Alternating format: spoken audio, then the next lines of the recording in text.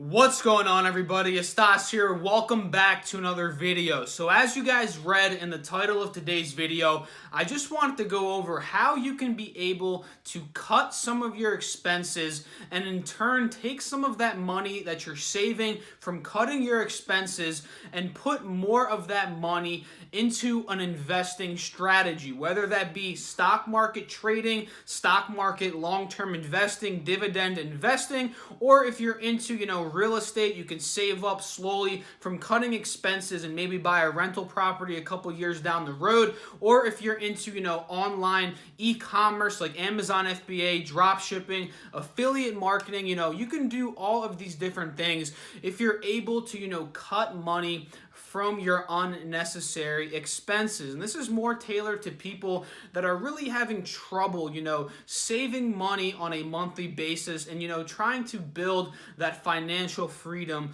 for themselves. So let's just talk about this very quickly. Not going to be too long of a video today. And I'm going to share you guys, some of my perspectives from this, what I personally do. So stay till the end of the video if you guys want to see what I personally do. But let's just start off right off the bat, guys. How are you going to be able to, cut expenses, and try to save more money in turn to invest, right? And try to invest into some of these income streams that I just mentioned, right? So, the first thing you're going to have to do is you're going to have to know where your money is going, right? If you're not even counting your expenses, if you're not tracking, how much money you're paying for gas, how much money you're paying for rent, utilities, food, all these leisure activities that you're doing, you're not even going to know where your money is going. So the first thing you have to do, guys, this is a must. This is an absolute must, is to just track your expenses. There's many ways you can do this online,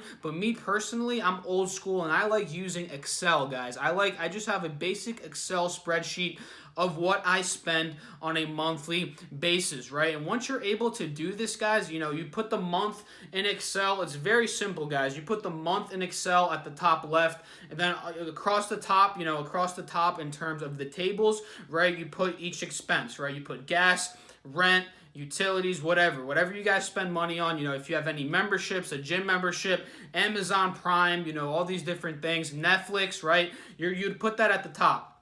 And then you have the dates all the way down, for each month, down the first row where it says date, right? And then that's where you put, the dates, and then across there, you would fill in your expenses. And I'll probably overlay an Excel spreadsheet on top of this video so you guys can see what I'm talking about. But, once you're able to do this, you'll know exactly where your money is going in terms of where you're spending your money, where you're overspending your money. And this is the key right here, guys, where you're overspending your money.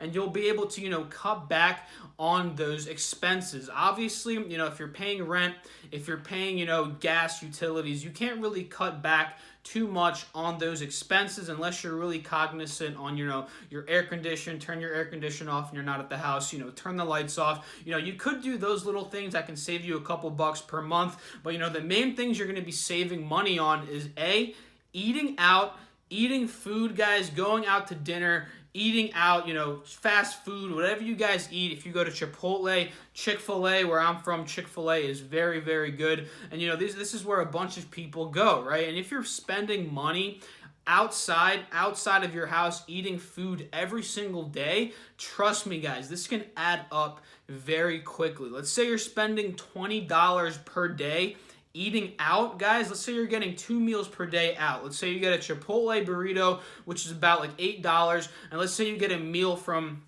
Chick-fil-A, right? That's like a basic meal. That's about $15 to $20. And if you do 20 times 30, right? 20 times 30, that's about $600 per month that you're spending just on eating out. And let's just think about this, guys. If you're able to just cut back, maybe go out to eat once or twice per week, and let's say if you're spending $20 on average per day and you're going out every single day, if you're able to go out twice per week, let's say that's $40 per week, 40 times 4, right?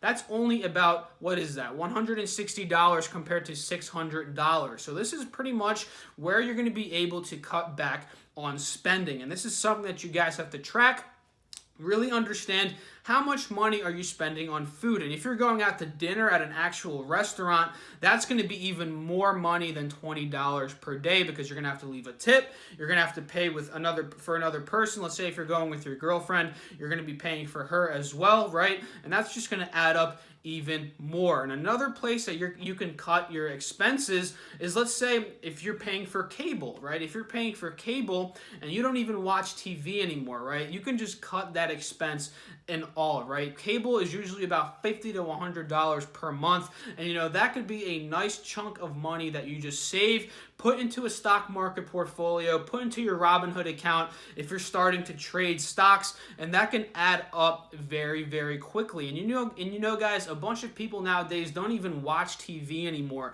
We pay a simple $10 per month for Netflix. I don't know exactly how much it is. I think it used to be $8.99. They bumped it up a little bit now, but you pay just a simple, let's say $10 to $15 per month for Netflix, and that can cover your TV costs, right? $10 to $15 in terms of entertainment on Netflix versus $50 to $100 for cable TV. So it's very clear where you can cut expenses. And let's say you go out to movies all the time. Let's say you go out and you go out to the bars all the time, or you go out to clubs all the time.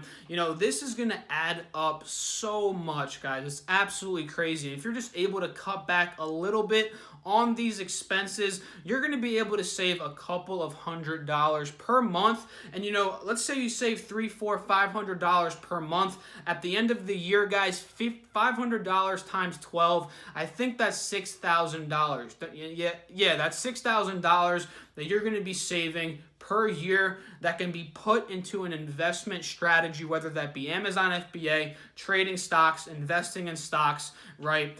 Real estate, it's going to take longer for real estate because you need more money for a down payment. But, these things add up, like I've been saying this whole entire video. So, just to sum things up, guys, and what I personally do is, again, I track all my expenses. I see where I'm overspending for the month, and then I slowly just cut back, right, on those particular expenses. Therefore, I'm saving more money. It's a very simple strategy, and once you're able to track your expenses and track your income, right, that's a very important thing as well, tracking how much money you're bringing in.